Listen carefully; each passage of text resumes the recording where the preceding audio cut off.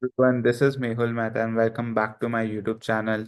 In this video, I specifically want to talk about how to get promotion or how to get promoted in your current role, or maybe, how to climb the ladder fast, or how to get good salaries in quant finance roles. Okay. And the only way out is, few things. First is definitely knowledge. Second is how close you are with your manager and the upper management.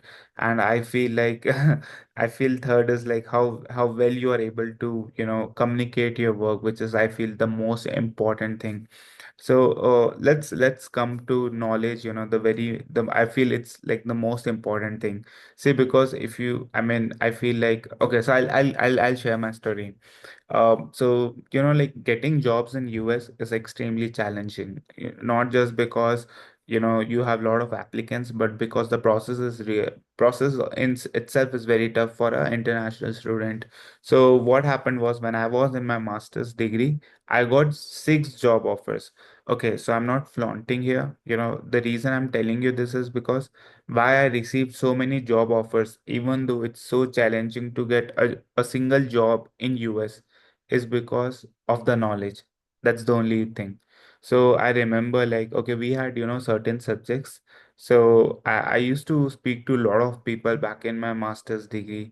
I used to, send this LinkedIn message to people who were at good posts, VP level, manager level.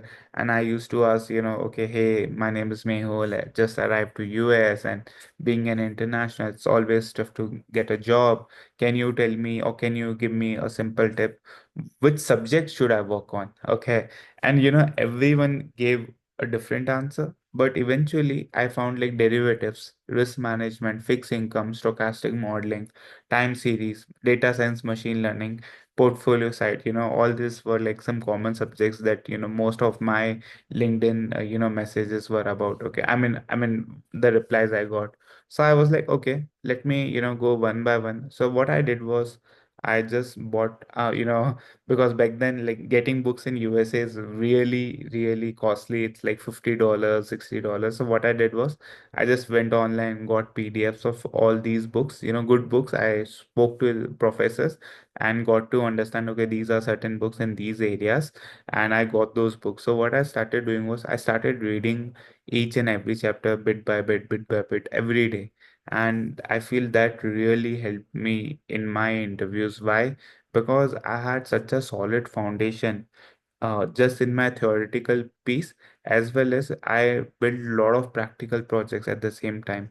So I had both theoretical knowledge and practical knowledge of the same thing. So that's what really helped, because so I remember, the first job that I cracked was, I mean, not the first, but the last, I would say, was Regions Bank, okay, which was my last employer. And it was bunch of time series modeling and linear regression modeling and stuff like that.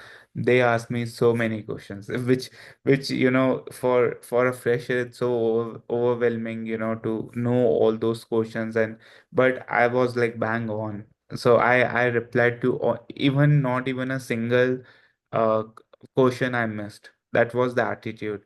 Like, see, whenever you go in any interview, you should be so prepared that even if someone asks you even the most silliest question or the most minute details, you as a candidate should be able to tell that. So that is the mindset I feel you guys should carry. So, and also like this habit became, the habit of reading books became so important for me. So, like every till date, every day I still read books. So this is a book which I'm reading right now. Okay, I think it's a mirror image, so you might not be able to see it, but let me read this. This is asset liability and liquidity management.